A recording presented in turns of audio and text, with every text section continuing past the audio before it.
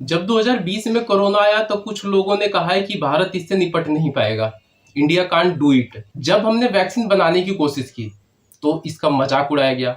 Pfizer जैसी कंपनियों की वैक्सीन ना लेने पे सरकार को गालियां दी गई।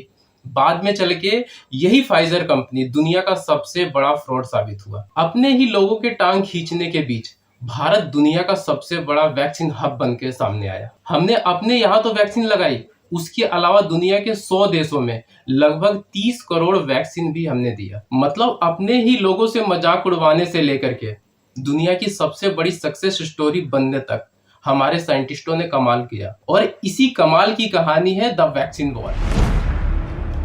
मैंने फैसला किया हम वैक्सीन बनाएंगे।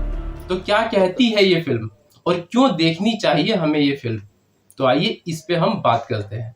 और अगर वीडियो अच्छी लगी है तो अपने दोस्तों और रिश्तेदारों में शेयर जरूर करें। तो चलिए शुरू करते हैं। क्या इंडिया का मेडिकल इंफ्रास्ट्रक्चर 130 करोड़ लोगों की जान बचाने में समर्थ है? और आज हम जिस फिल्म पे बात करने वाले हैं, आगे आने वाले कुछ दिनों में इस पे काफी बवाल घटने वाला है, क्योंकि ये फिल्म भी द कश्मीर फाइल और केरला स्टोरी जैसी कुछ फिल्म है। ये वो कहते हैं ना कि सच को कितना भी छुपा लो वो एक ना एक दिन सामने आ ही जाता है, और कुछ ऐसा ही किया है विवेक अग्निहोत्री जी ने। द वैक्सीन वॉर में बताया गया है कि जब कोरोना वायरस भारत में आया तो हमें एक साथ 3 लड़ाइयां लड़नी पड़ी। वृक्ष भी नहीं, आकाश भी नहीं था। पहला तो था कोरोना वायरस, उसके बाद था उसका इलाज, और तीसरा और सबसे बड़ी जो समस्या थी वो ये थी कि कुछ लोग ऐसे भी थे जो चाहते ही नहीं थे कि भारत इस कोरोना की वैक्सीन बना ले, जिनका कहना था कि भारत बाहर से वैक्सीन खरीदे। और ये फिल्म इन्हीं 3 मुद्दों पे टिकी हुई है। ये कोई भी वैक्सीन बनाने के लिए सालों का समय लगता है, उसके बाद उसका जानवरों पे ट्रायल होता है, उसके बाद ह्यूमन पे ट्रायल होता है, उसके बाद जाकर के वो वैक्सीन अप्रूव होती है। लेकिन यहाँ पे इतना समय नहीं था।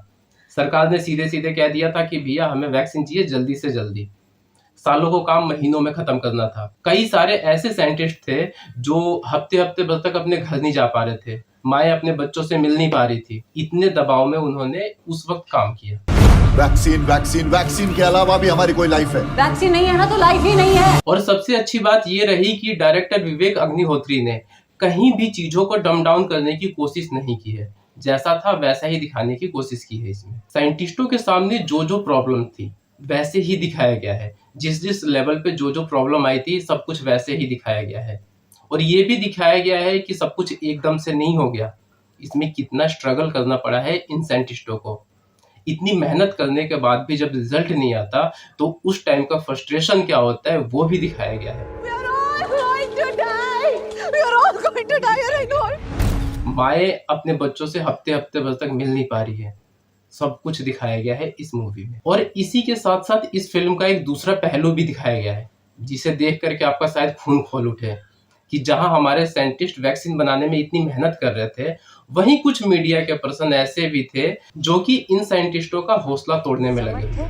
तो अगर एक्सपर्ट्स की बात मानी जाए, no, India can't do it. गलत खबरें छाप रहे थे कि इंडिया से ये हो नहीं पाएगा, ये साइंटिस्ट ये वैक्सीन बना नहीं पाएंगे। All the vaccine war movie में इन्हीं सारी दिक्कतों को दिखाया गया है। और इस वैक्सीन को ICMR और NIV की जिन टीमों ने इस दवाई को बनाया, इसमें 70% महिलाएं थी। और इसी टीम ने इस वैक्सीन को बना करके तैयार किया था, जिससे हमारे देश के लाखों लोगों की जान बची। और इन साइंटिस्टों के पास सबसे बड़ी एक समस्या थी कि इन्हें अपनी हिफाजत तो करनी थी, साथ में अपने परिवार की, और उसके साथ साथ पूरे देश की हिफाजत करनी थी, जिसके लिए वैक्सीन बनाना था। और ये कारनामा इन साइंटिस्टों ने करके दिखाया है। वॉर है ये, और हम सब सोल्जर्स। सोल्जर का काम होता है कमांड लेना। किसकी कमांड? अपने जनरल की। कौन है आपका जनरल? इधर देखो। तो ये पूरी की पूरी फिल्म इन साइंटिस्टों के इर्द गिर्द ही घूमते हुए आपको दिखेगी। 28 सितंबर को ये फिल्म रिलीज हो चुकी है। अगर अभी तक आपने नहीं देखा है तो जरूर जाके देखिए एक बारी, कि फिल्म बहुत ज़्यादा अच्छी है। फाइट नहीं है, गाने नहीं है, लेकिन ये फिल्म आपको 2 घंटे बांध के रखेगी कुर्सी के साथ। और अगर आपने देख ली है फिल्म तो कमेंट करके जरूर बताएं कि आपको ये फिल्म कैसी लगी। तब तक के लिए जय हिंद, जय भारत।